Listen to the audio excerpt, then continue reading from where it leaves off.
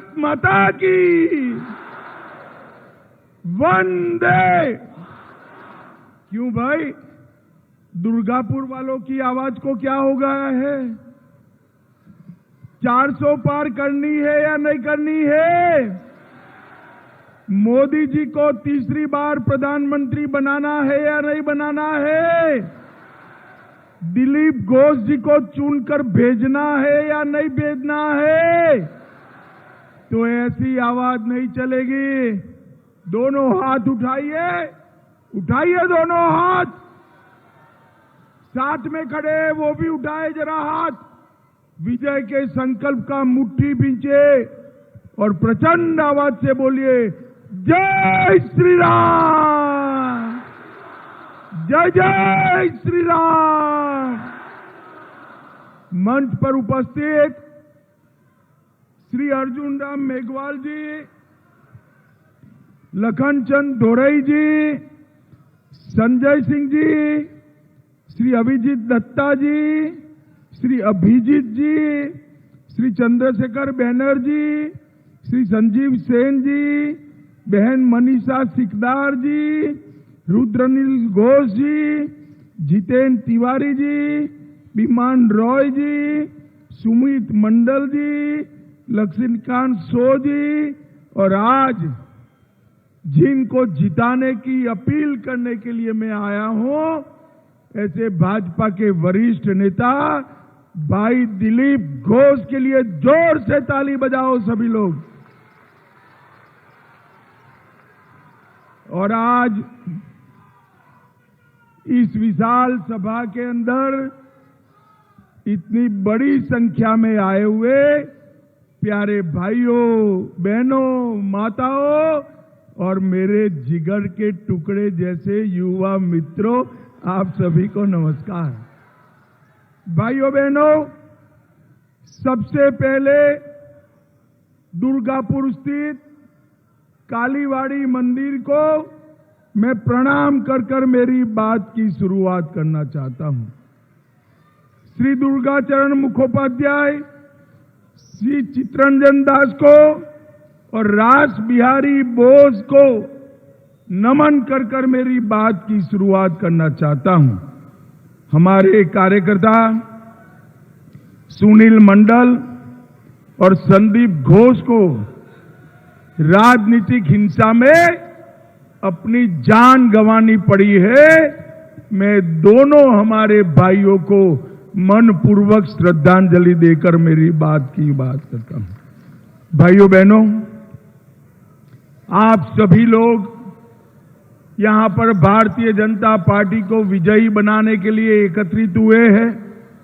यहां से हमारे प्रत्याशी दिलीप घोष जी है।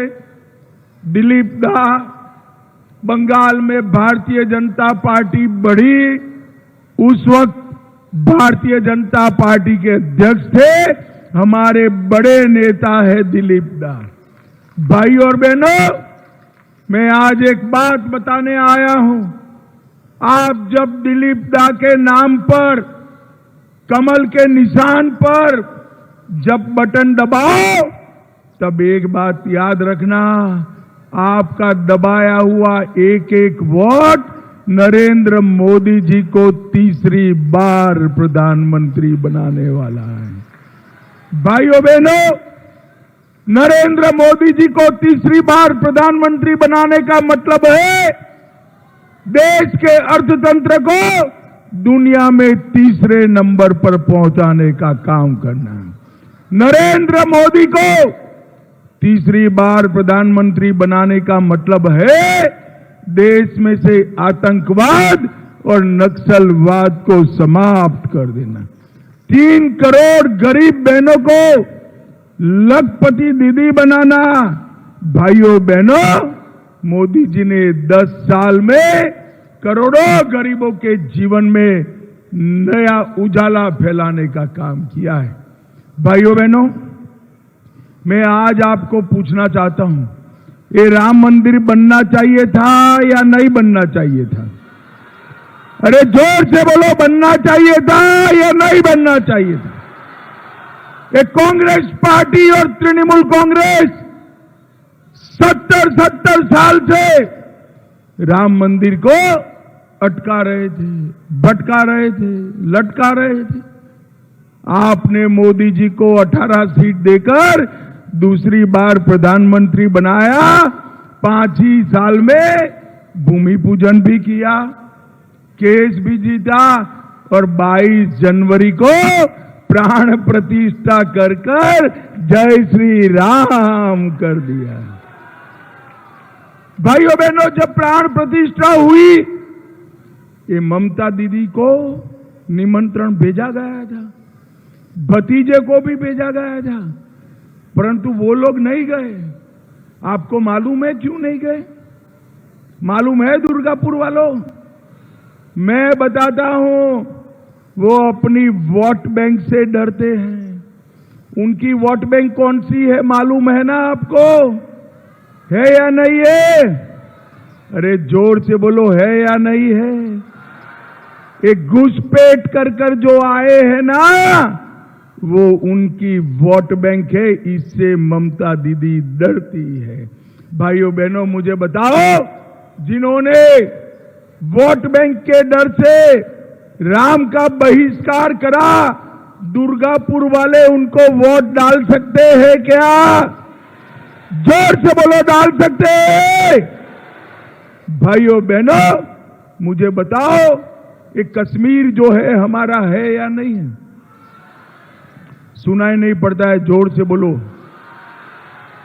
ये खड़गे जी है ना, कांग्रेस पार्टी के अध्यक्ष, वो कहते हैं राजस्थान और बंगाल वालों का कश्मीर से क्या लेन देन। खड़गे साहब, आपको 80 साल हो गए, मगर आप बंगाल को जान नहीं पाए।